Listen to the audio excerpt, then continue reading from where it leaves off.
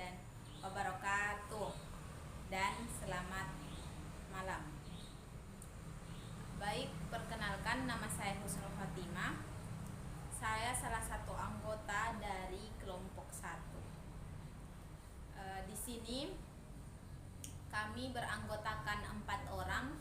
Yang pertama itu Vita Fatiatur Rahmi, yang kedua Dewi Arimbi, yang ketiga Grefniali Krisneulan, dan yang keempat saya sendiri. Di sini kami akan membahas mengenai pengertian, hakikat, dan yang melatar belakangi adanya kebijakan pendidikan. Di sini kami akan membahas beberapa hal yang terkait dengan materi kami, dengan bahan ajar yang kami gunakan, yaitu buku panduan yang diterbitkan oleh Dr.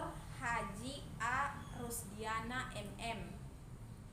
Terus buku ini berjudul Kebijakan Pendidikan, buku Daras, dan diterbitkan buku ini pada tahun 2014, sehingga buku ini salah satu menjadi bahan ajar kami untuk mengambil referensi mengenai apa sih itu pengertian dari kebijakan pendidikan, terus apa sih hakikat dari kebijakan pendidikan itu sendiri, dan apa yang melatar belakangi adanya kebijakan pendidikan itu sendiri.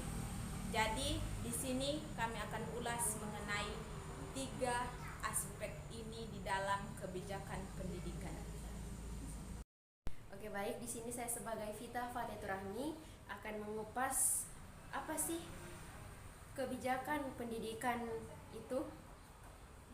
Nah, di sini menurut Kamus Besar Bahasa Indonesia, kebijakan berarti kepandaian, kemahiran, kebijaksanaan, rangkaian konsep dan asas yang menjadi garis besar dan dasar rencana dalam pelaksanaan suatu pekerjaan, kepemimpinan, dan cara bertindak seperti pemerintah, organisasi, dan juga lain sebagainya.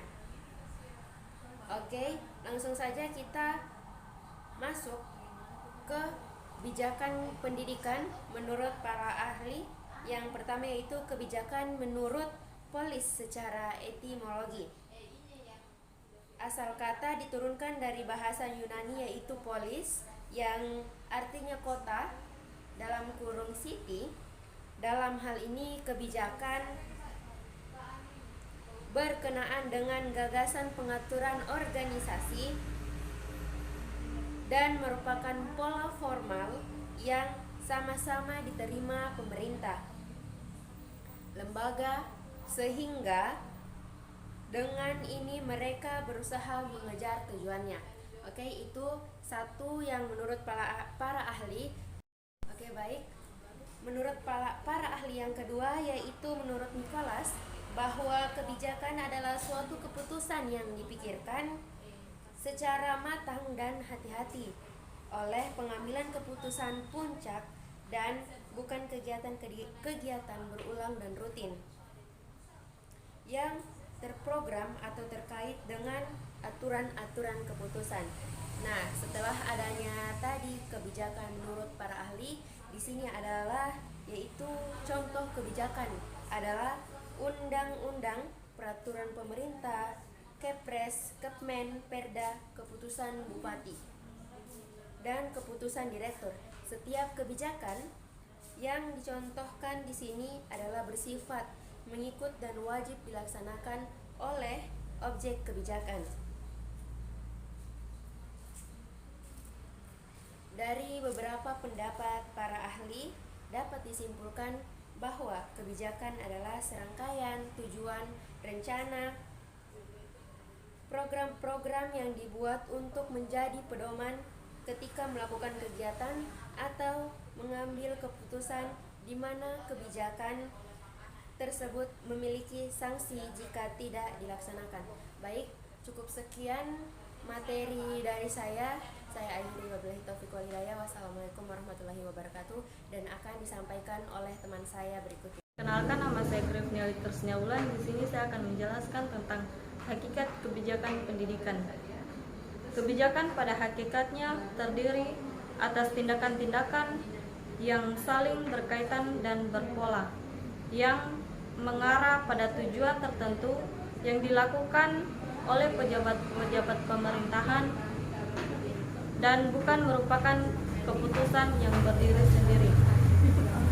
Hakikat kebijakan ialah berupa keputusan yang substansinya adalah tujuan, prinsip, dan aturan-aturan.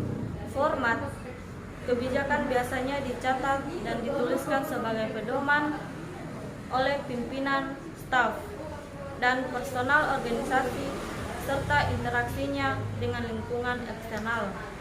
Untuk karakteristik hakikat kebijakan pendidikan ini, yang pertama, memiliki tujuan pendidikan, yang kedua, memenuhi aspek legal formal, yang ketiga, memiliki konsep operasional, yang keempat, dibuat oleh yang berwenang, yang kelima, dapat dievaluasi, yang terakhir, memiliki sistematika.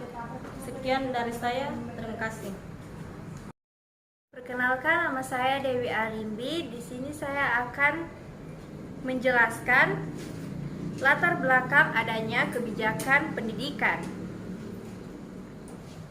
Salah satu tujuan negara adalah mencerdaskan kehidupan bangsa. Pendidikan merupakan hak asasi setiap warga negara Indonesia, dan untuk itu setiap warga negara berhak memperoleh pendidikan yang bermutu sesuai dengan minat dan bakat yang dimilikinya, tanpa memandang status sosial, status ekonomi, suku dan etnis, agama, dan gender. Pendidikan untuk semua menjamin keberpihakan kepada peserta didik yang memiliki hambatan fisik ataupun mental, hambatan ekonomi dan sosial, ataupun kendala geografis, dengan menyediakan layanan pendidikan untuk menjangkau mereka yang tidak terjangkau.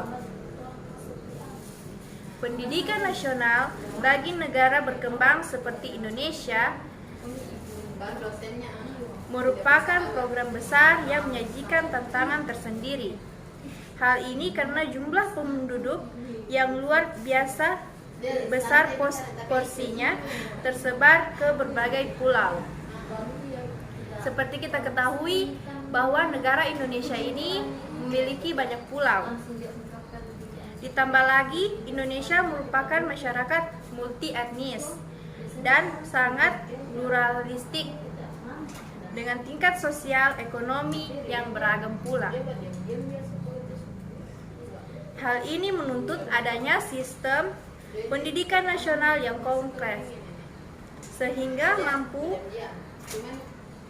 memenuhi kebutuhan seluruh rakyat. Sistem pendidikan semacam itu tidak mungkin dipenuhi tanpa adanya suatu perencanaan pendidikan nasional yang handal. Perencanaan itu juga bukan perencanaan biasa, tetapi suatu perencanaan yang mampu mengatasi perubahan kebutuhan dan tuntutan yang bisa terjadi karena perubahan lingkungan global. Globalisasi yang menjangkau seluruh bagian bumi membuat Indonesia tidak terisolasi.